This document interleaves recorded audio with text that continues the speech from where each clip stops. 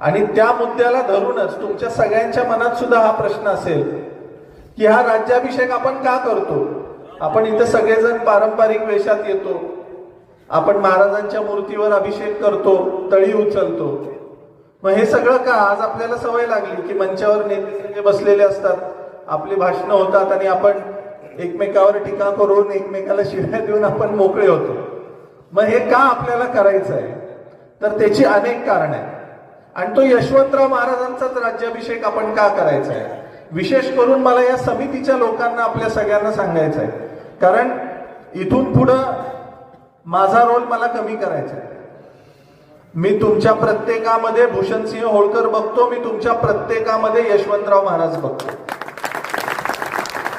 आपल्याला हा कार्यक्रम लोक उत्सव करायचा आहे. हा तुमचा आमचा सगळ्यांचा, हा माझा एकट्याचा कार्यक्रम नाही किंवा इथं वर बसलेल्या कुठल्याही होळकरांचा हा कार्यक्रम फक्त नाही, हा आपल्या सगळ्यांचा कार्यक्रम आहे.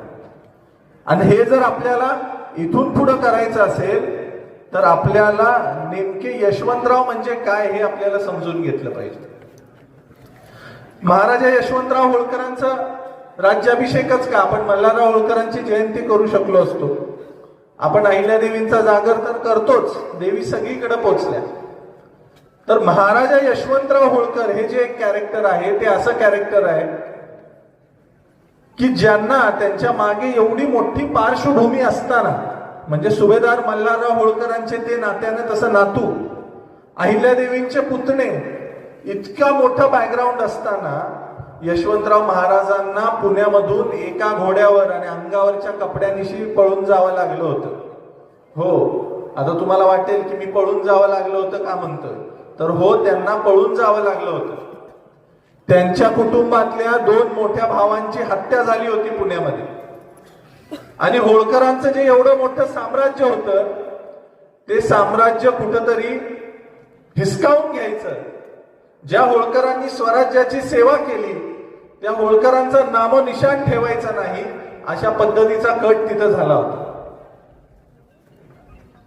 जीव वाचेल का नाही याची सुद्धा खात्री यशवंतरावांना नव्हती. पुण्याहून निघाले, जेजुरीला गेले, जेजुरीहून नागपूरला गेले, तिथं कैद झाले. तिथून स्वतःची माणसं जमवत जमवत नव्याने शून्यातून धारला गेले. आता इथं आमचे धारचे सरदार रविराव शिंदे कुटुंबातील भोजराज दादा आहेत. धारला गेल्यानंतर तिथले जे आनंदराव पवार होते त्यांच्याकडे काही अडचणी होत्या. महाराज म्हटले मी जबाबदारी घेतो,